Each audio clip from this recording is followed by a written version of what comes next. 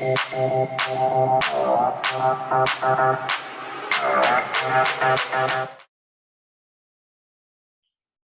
I'm Rod Hill, and welcome to Growth Group Academy's Tech for Success, tips and how-tos to keep your digital devices delivering the best for you.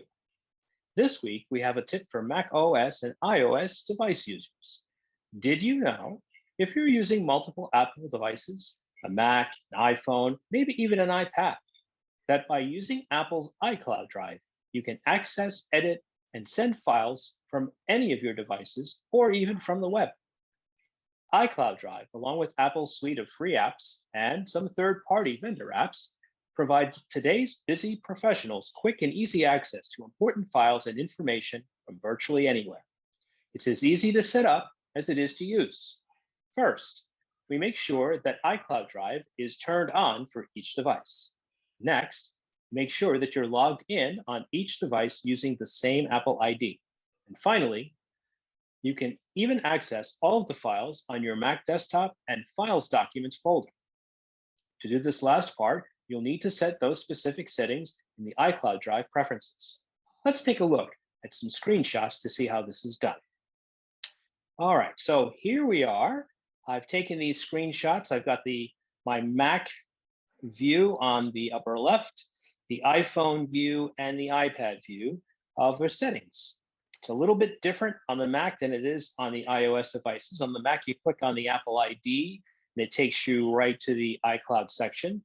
On the iPhone and the iPad, you click right at the top here, the Apple ID, iCloud, Media, and Preferences selection on both. And that will bring you to a screen that looks like these. On the Mac, you'll see that the iCloud Drive is right at the top once you select iCloud. Select iCloud on the iPhone. And it's a little different. You have to scroll down the list just a little ways to get to the iCloud Drive, and that's where you would turn it on. Make sure that it's on.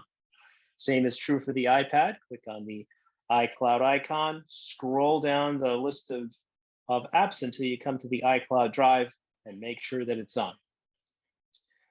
Now, you'll also, if you scroll back up on the iPhone and the iPad, you'll see that each device shows you just how much cloud storage you have available to you based on the plan that you've chosen. So Apple has 3 plans: a 50 gigabyte plan for 99 cents, a 200 gigabyte plan for $2.99, and then a 2 terabyte plan for $9.99. And that's the one I'm using. Now, I mentioned the iCloud on the Mac, that you had this option that you had to select. Once you click that option, it takes you to this next page. And right at the top, you'll find desktop and document folders. You click that box if it's not checked. And what it does is it moves your desktop and document folders into the iCloud Drive as well. And also, lastly, if for some reason you do not have access to your any of your devices, but you've got access to a computer, you can log into your iCloud.com account. It's that simple, iCloud.com, and you'll gain access to your iCloud Mail and the suite of apps, including the iCloud Drive. So it's pretty simple, but very powerful.